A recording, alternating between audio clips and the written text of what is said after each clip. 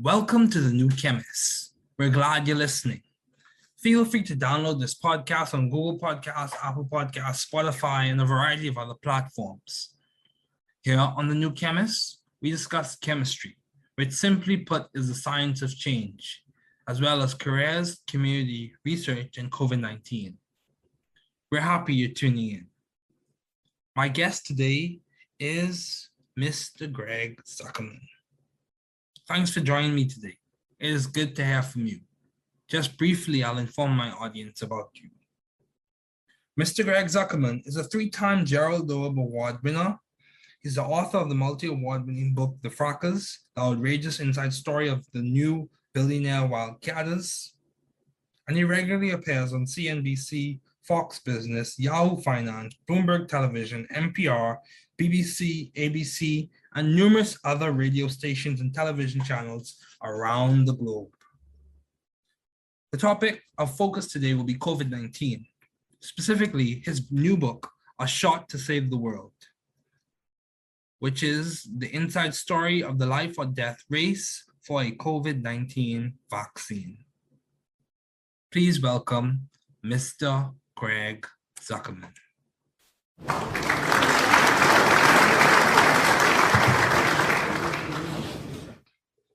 Today we'll be focusing primarily on his latest book, A Shot to Save the World.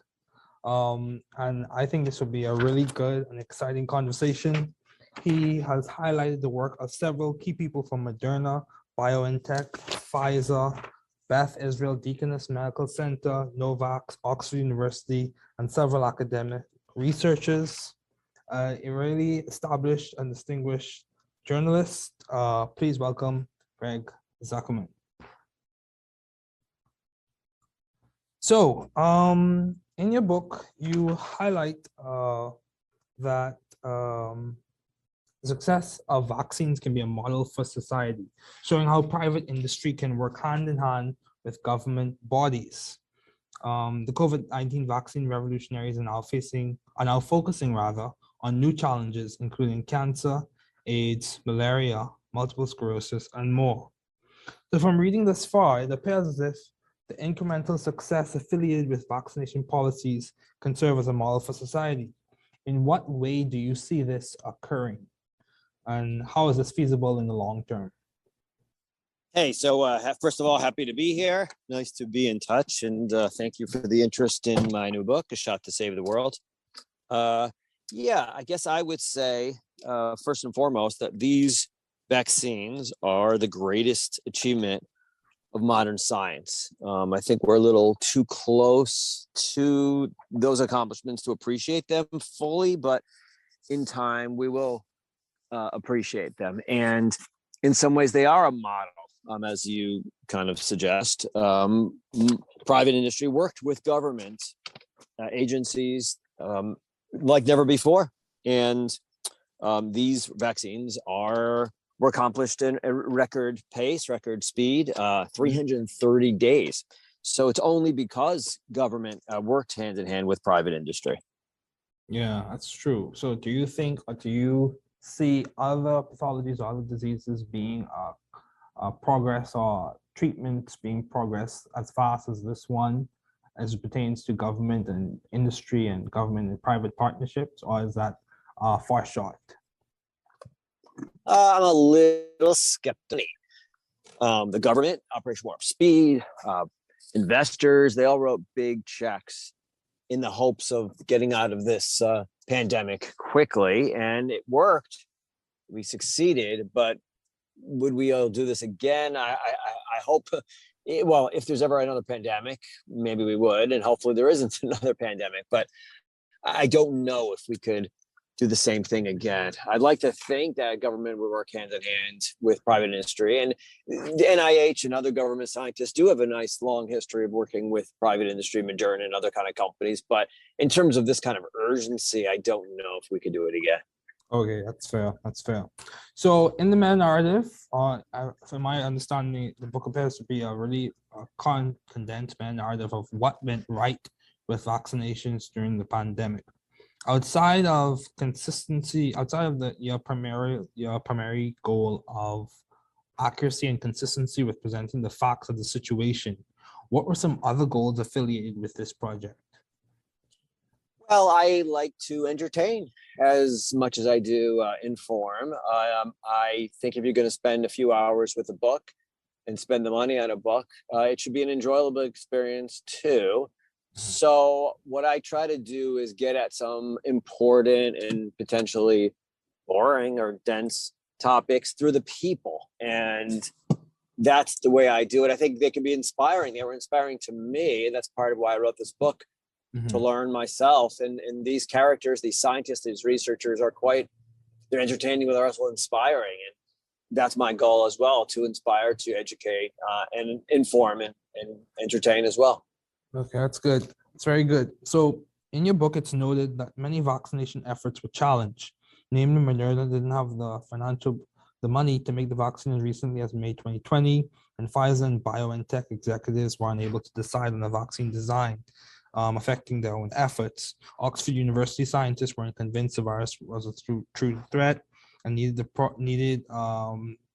the stimulus of junior researchers to foster focusing on a vaccine. So how do you think risk management and analysis came into play when this vaccine was produced? Well, it is important to remember that as effective and as protective as these vaccines are, they weren't a sure thing. We didn't really know whether they would work. And there was a lot of drama that I discovered doing the research for my book. And hopefully the people will enjoy reading about that drama in the book. As you said, Moderna, as recently as May 2020, they weren't sure they were going to have money. Researchers at Oxford were sort of torn and whether this was going to be a pandemic or not, or a virus that they should be focusing on. The Pfizer group, first BioNTech couldn't convince Pfizer to focus on a vaccine. And then even when they did, they were split on what kind of vaccine to build. So it's really important to understand that we should be grateful. These vaccines, it wasn't a sure thing that would work out, and they have worked out. So there was a lot of drama behind the scenes that I wasn't aware of. Okay, that's fair.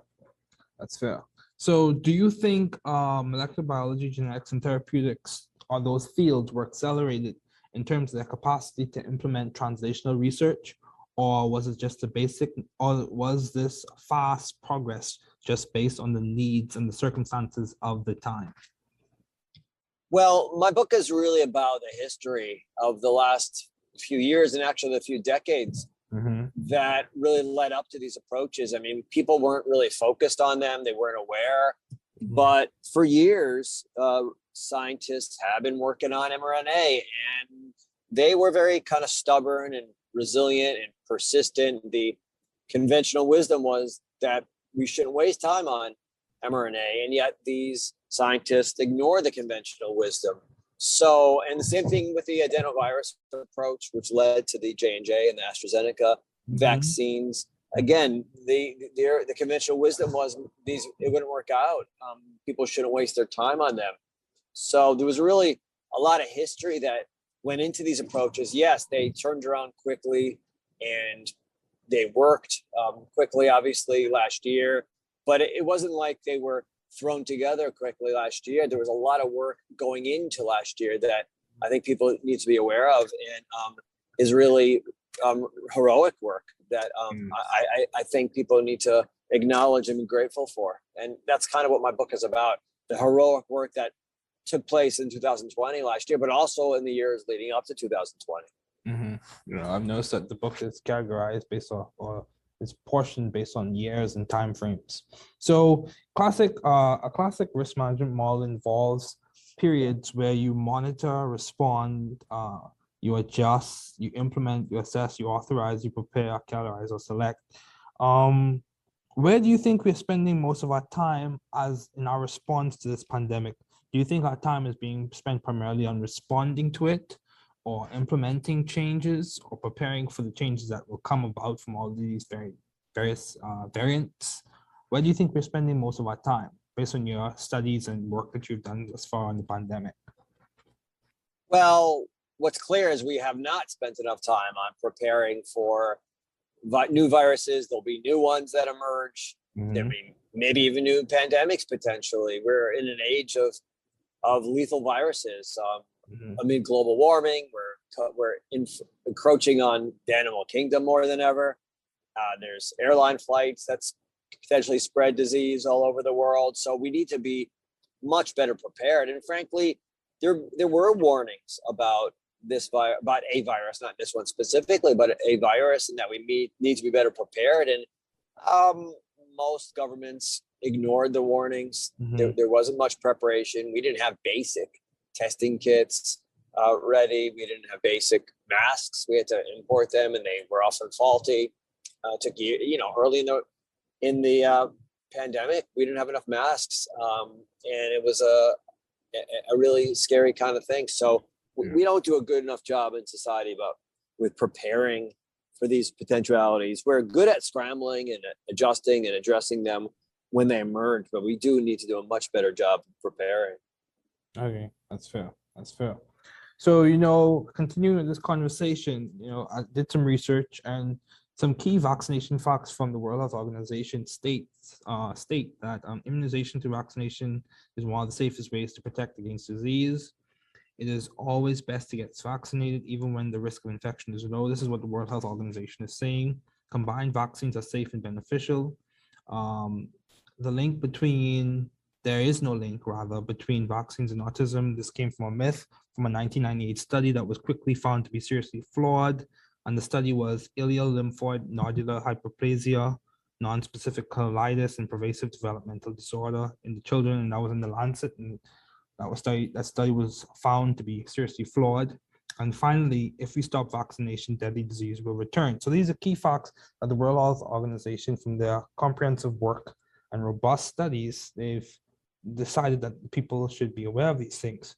So how do you think we can combat vaccine misinformation? How do you think we can combat that? It's a really great question. It troubles me very much. The scientists they went all out to develop these vaccines. They succeeded, effective, protective vaccines, safe vaccines. And yet a percentage of the populace doesn't care and would rather rely on some YouTube video that their brother-in-law told them about, as opposed to the guidance of their internists that they trusted for years. It's perplexing to me and confounding. What do we do about it? Well, I'm trying to do my part, frankly. I think my book should be reassuring to people, and I'm trying to get out there and talk to people, and I've done speeches and done media with vaccine hesitant groups. And what I try to emphasize is that these vaccines were not done overnight. There was years of work that was dedicated to developing them. They were not rushed. There weren't corners that were cut. And I think what's important to emphasize, and frankly, I don't think we do enough, the government and other kinds of people. Listen, there are two types of vaccine hesitant people. There are people that believe that Bill Gates is putting a chip inside our brains, and it's hard to rationalize with those people. But there are a lot of other people that are quite measured and concerned and reasonable. And they're wary because they say, well, Greg, you told me that the average vaccine takes 10 years. The fastest vaccine until last year was 4 years. That's months. And now you're telling me that in 330 days, we created this new vaccine with a new technology.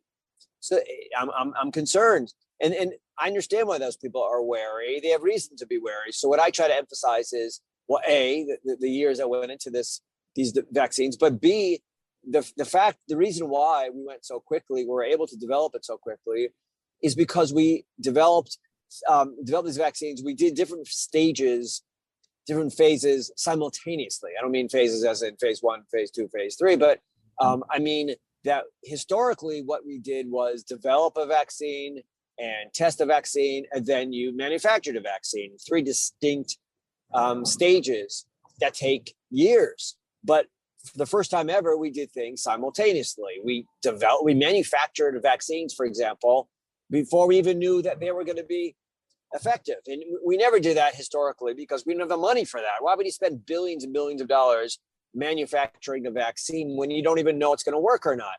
Mm-hmm. And the only reason we could do that is the money was available. So again, we didn't cut any corners. We just did things simultaneously for the first time. And I think when you emphasize that, when people know that, when people understand that, it's reassuring to them, and it should be reassuring to them. So we manufacture these vaccines before we even knew they were going to be effective because we were taking a risk. And it was money risk more than anything. It wasn't safety or health. So that explains why we went so quickly. And I think that should be reassuring for people. And I also think, along the same lines, just because a result is novel or a result is new doesn't mean the components haven't been developed over a long period of time. And the techniques haven't been developed over a long period of time. So yeah, I completely agree. That's a very good point. Yes. That's a great point. Yeah. Yeah. It takes time to develop techniques, the skills, all of the parameters, all of those things. Yeah. It takes time. Yeah. And in science, right. They were applied. I'm sorry, I didn't mean to cut you off. In science, what? In science, many times we come up with new results, but the techniques were in the works from years, sometimes decades before we even began. So yeah, you go ahead. What do you have other examples of that? That's a very good point. So for example, like in chemistry and synthetic chemistry, we come up with new molecules all the time, but like stereoselectivity, asymmetric organic catalysis, all those organic catalysis, all of those things have been developed over time. Even though the things we can get may be novel, we may get a new product that we have to characterize through NMR, mass spec, and a variety of other techniques. But even the techniques that we use to characterize that new product, they were developed over time. So, yeah. So That's a great point. That's a great point. Yeah. So go ahead. I think that's important to emphasize for people, right? Hopefully that's kind of thing that can reassure people. So yeah, we developed it quickly, but the techniques were not developed quickly. I think that should be reassuring for people. And that's part of the reason I wrote this book. Yeah, I agree. So do you think anecdotal evidence provides a basis for scientific decisions? If it is not grounded, peer-reviewed, unbiased, and data-driven? No, it all needs to be data-driven and peer-reviewed. Okay. Unfortunately, in this case, sometimes the studies had to be released before they were peer-reviewed, but eventually they were. So eventually we get there. It's just that we were in a pandemic and it wasn't the time. But it wasn't like any huge decisions were made or vaccines were shared, were distributed before the data was there. I mean, these vaccines were tested on tens of thousands of people, and at this point, over 1 billion people have them inside them. So, people should be reassured at this point. Yeah. So, one more question along this pandemic, and then we'll discuss your career thus far. Why do you think conspiracy theories became so popular during this pandemic? It's a great question. You step on a nail. And I'm sorry. I think I think it's a good question in that I think many times, sometimes the facts of the situation were being adjusted or spun, and people were looking at them with different political views or beliefs or presuppositions or mental models or principles. So of course it was going to result in different outcomes or different ideas about the situation, because the facts of the situation were being spun as opposed to being looked at from an objective or an empirical standpoint or basis. But you go ahead. Why do you think conspiracy theories became so popular? Yeah, well, to your point, that is all true. The only question is why today are there more of these? Why are they spinning it more? Why are there more conspiracy theories in the past? I mean, I was saying, if you step on a nail, I don't care who you are, you go and get a tetanus shot. I don't see people questioning, well, who just developed the tetanus shot? How fast was the tetanus shot developed? How many people have received the tetanus shot? I think I'm going to wait on this tetanus shot. Maybe it's changing my DNA. You don't hear that at all. People just go get a tetanus shot. For some reason, in this pandemic, these vaccines became politicized. I think it's partly, it speaks to where we are in society. Mm-hmm. Everything is politicized. I don't care what it is. Everything sadly, is a reflection of politics, and it's tribal. My team versus your team, and your team versus my team. Oh, you like the vaccines, then I can't like the vaccines. You don't like the vaccines, then I can't have any questions about the vaccines. And it's a sad reflection of where America is today. I mean, I guess to some extent, broader society, other countries too. I see same kind of conspiracy theories in Germany and England as well. I think it could be just where we are in terms of how we obtain our information today. People don't read books like they used to. I've written a book and it's doing fine, but it seems like mainstream media, newspapers, people don't get their information. They get their information from YouTube and Facebook and their brother-in-law's cousin. So sadly, there's this question of information. I mean, it does stem from a healthy impulse. People today feel empowered. People feel they can get their own information. Don't tell me what to do. I'm going to do my own research. And that can be healthy. There's something to be said for that. I'm a believer in people becoming informed. And it used to be that you go to a doctor and they put you in a trial, and now people, let's say you've got a disease of some kind, now people do their own research. They tell their doctor, hey, I'd like to be in this trial. And it goes back decades. I start off my book with HIV and the chase for an HIV vaccine, and HIV patients often were not part of the process, and things have changed since then. And it's good to be empowered and to feel part of the process, but you also need to defer to the experts to some extent, and scientists, and they are trying to help and they're trying to heal and come up with vaccines and medicines. And to be accuse people in health and public health policy of doing harm is just awful and discouraging for somebody like myself. Yeah, I completely agree. And, I'll just give this classic example. I don't go to my principal investigator and tell him how I think he should do research on the Metallo chaperone. I take his advice and proceed forward, considering how he's the expert in this instance, in this situation.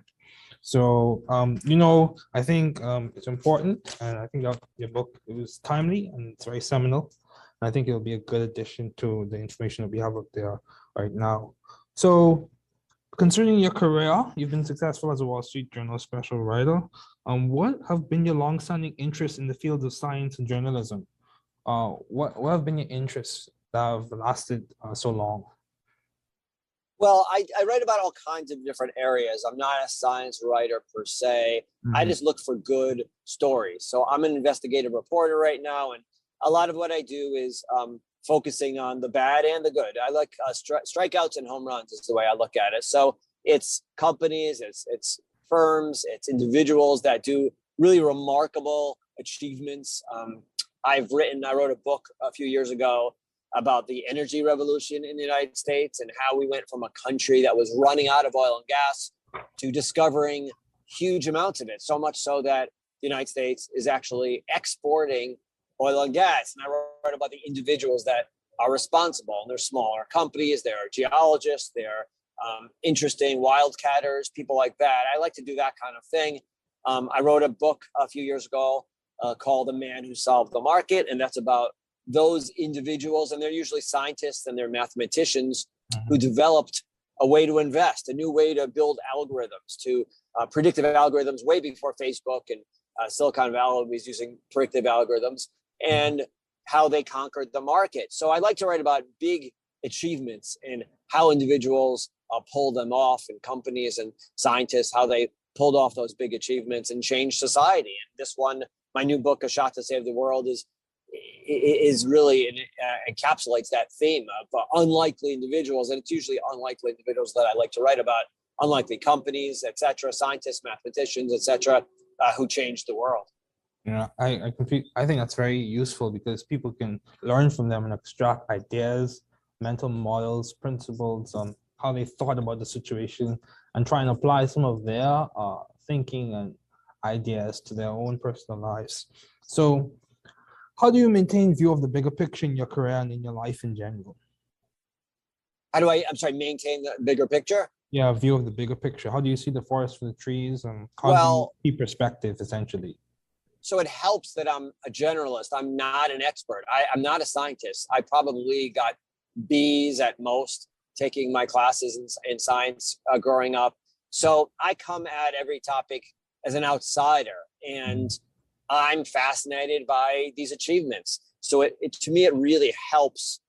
It really helps that that I'm an outsider. I mean, to me, it really is important to be to maintain the perspective of an outsider. It helps me be impressed by these individuals. It helps me be a little bit skeptical too. I'm not too caught up in it. So it helps that I'm an outsider and not an expert, and it hurts me as well. So it's a challenge I have to become an expert on some of these areas, and I hired a PhD to tutor me. She's in a lab in Newark, and she worked with me on educating me on various aspects. And a lot of the scientists, the vaccine, the virologists, the vaccine specialists, the researchers, they all walked me through a lot of the topics and the issues, and that helped me as well. Yeah, that's good. And that answers the following question. Because that explains how you are adaptive and creative in the fields of science and journalism. So how did you seek or find the right environment for you to thrive scientifically and intellectually? How did you end up at the Wall Street Journal as a special writer? How do you achieve that career achievement? How did you reach there? I started off at a small little newsletter, and then I went to the New York Post, and then I went to the Wall Street Journal. I've been there since 1996. And basically, I worked my way up, and I proved myself. And then at the Journal, I've done various different beats, different topics, different areas of investigation. But now I'm in an investigative unit. So they give me a lot of leeway. I come up with good ideas, hopefully, or they have good ideas for me to research, to run after, to target. And but there's a lot of flexibility. Sometimes I write about science. Sometimes I write about the energy world. I write about finance. So I'm very, very blessed and lucky that I have this kind of leeway. I mean, the challenge is to be an expert in all these different areas and to find the right people to talk to. So that's my challenge. But the good thing is I never get bored. There's always some interesting area to write about.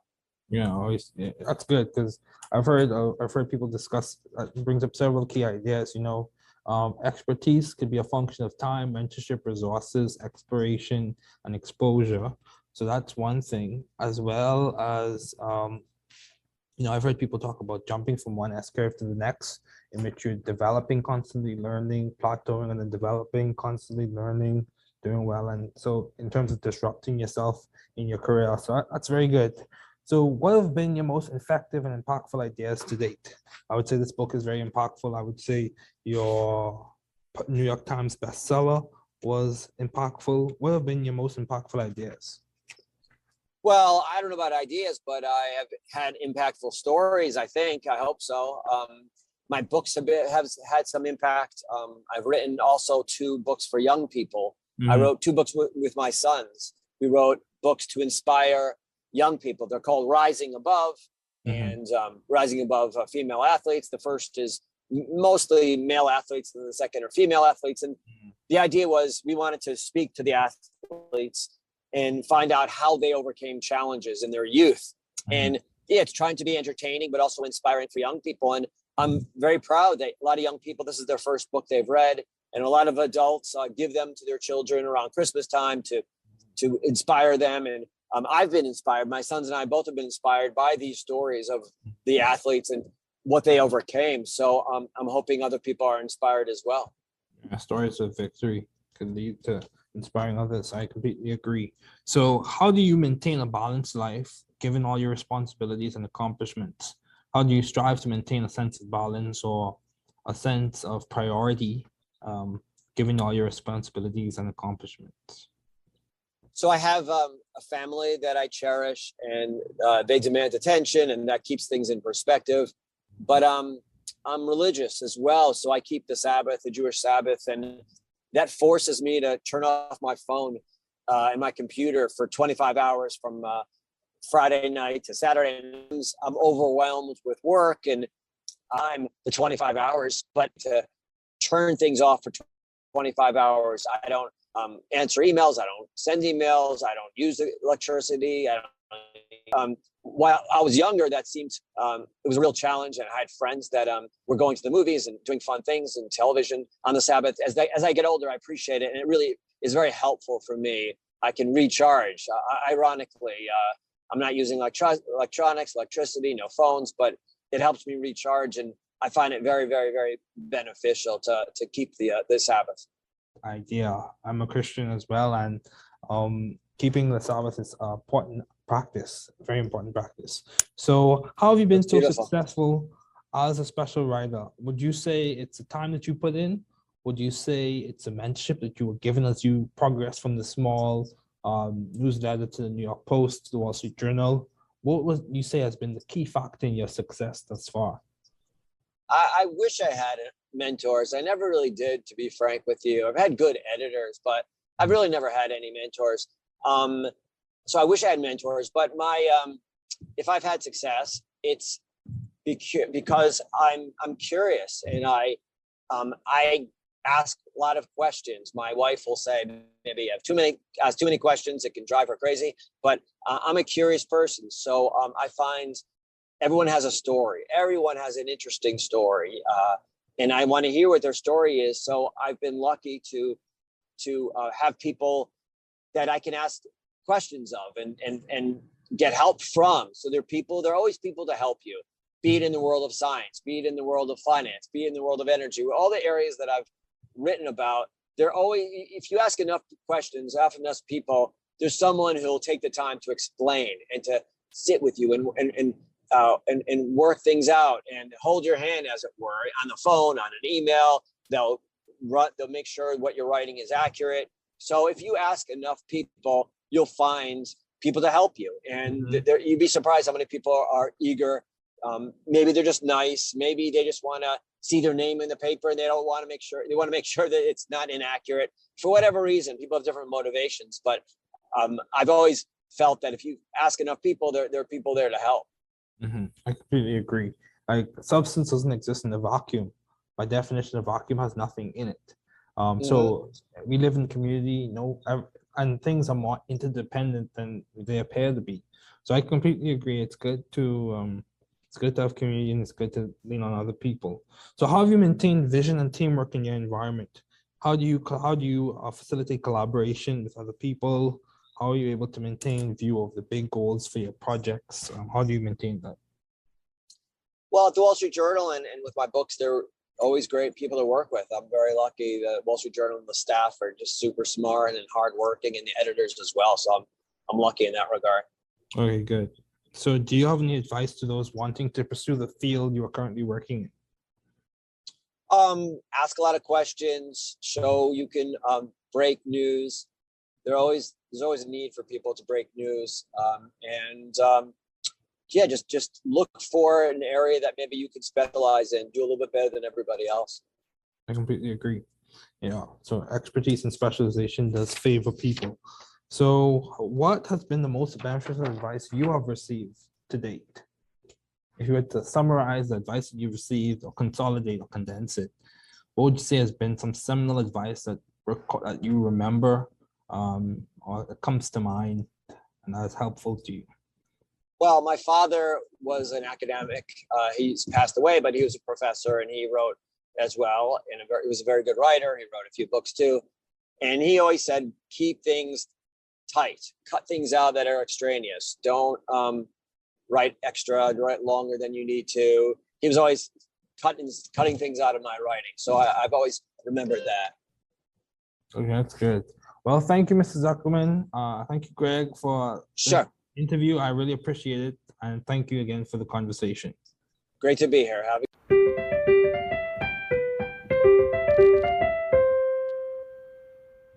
Thanks for listening. We're glad you were able to tune into this podcast. Once again, this is The New Chemist, where we discuss chemistry, which simply put is the science of change, as well as the other sciences, careers, community, research, and COVID-19. Thanks again for listening. Note, the views on this podcast represent those of my guests and I.